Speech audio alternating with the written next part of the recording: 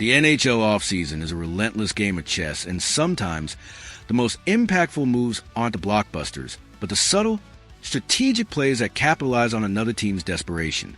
Right now, the Anaheim Ducks are in a cap crunch of epic proportions, thanks to the Philadelphia Flyers' audacious $18 million AV offer sheet to Leo Carlsson. While the Ducks have the cap space to match, doing so would leave them with a mere $9 million to sign Cutter Gauthier and navigate the rest of their roster needs. This is a team in distress, and for the Montreal Canadiens, it presents a golden opportunity to address their persistent need for a top six forward. The logic is undeniable. The Ducks need to shed salary, and the Canadiens are still searching for scoring. This is a classic supply and demand scenario, and the Canadiens are perfectly positioned to be the solution to Anaheim's problem. Among the players the Ducks might be looking to move, Mikael Granlund emerges as the most logical and intriguing fit for Montreal. Granlund, 32, signed a 3-year, $21 million contract last offseason and delivered a solid 41 points in 58 games. He's a proven, reliable offensive talent who can play center or wing, offering the kind of versatility that Martin St. Louis values. His $7 million AAV for 2 more seasons is significant, but if the Ducks are truly desperate to create cap space, the Canadiens might not need to offer a king's ransom to acquire him. This isn't about a massive return for Anaheim.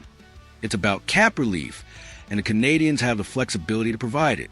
Now, let's talk about the fit in Montreal, because it's surprisingly compelling, even if Granlund isn't the big splash that some fans might be craving. First is age. At 32, Granlund is an older player, which, in this specific context, is actually a benefit. Kent Hughes has consistently emphasized building around players whose prime years align with our young core. Granlund, while still productive, isn't a long-term piece who will block the eventual ascension of prospects like Michael Hage.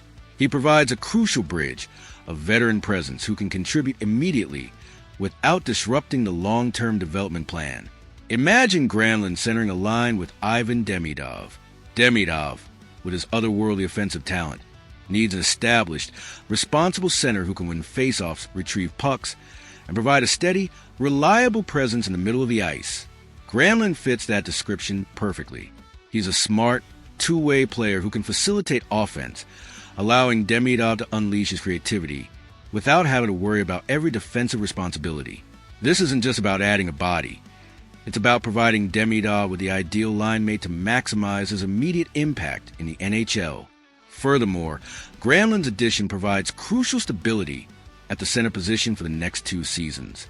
With Philip Danault set to become an unrestricted free agent and Oliver Kapanen a restricted free agent in 2027-28, having Granlund locked in provides a reliable option down the middle, allowing the Canadiens to navigate those upcoming contract situations without added pressure. It's a smart, pragmatic move that addresses immediate needs while maintaining future flexibility. Of course, there are always caveats. Granlund does possess a 15-team no-trade clause, which could be a hurdle if Montreal happens to be on that list. However, given the Ducks' urgent need to shed salary and the opportunity for Granlund to play for a rising team with a passionate fan base, it's reasonable to assume that Montreal would be an attractive destination for him. This isn't the blockbuster trade for a Pavel Zacha or a Kirill Marchenko that many fans have been dreaming of. But sometimes the smartest moves are the ones that capitalize on marketing efficiencies, the ones that address specific needs without overpaying. The Ducks are in a bind, and the Canadiens have the means to help them out while simultaneously helping themselves. This is the kind of strategic, opportunistic move that Kent Hughes has proven himself adept at making. It's not about making a splash. It's about making the right move at the right time, acquiring a proven player who fits a specific need, and doing so at a reasonable cost. Granlund would be an upgrade for Montreal on that second line, providing Ivan Demidov with an established center to play alongside this season, and giving Canadiens the stability they need down the middle for the next 2 years. So, Habs Nation, what do you think? Is Mikael Granlund the pragmatic, opportunistic solution to our top 6 forward needs? Does his age and contract make him an ideal bridge player to help Demidov and Hage? Or are you still holding out for a bigger, flashier name, even if the market for those players remains stubbornly difficult?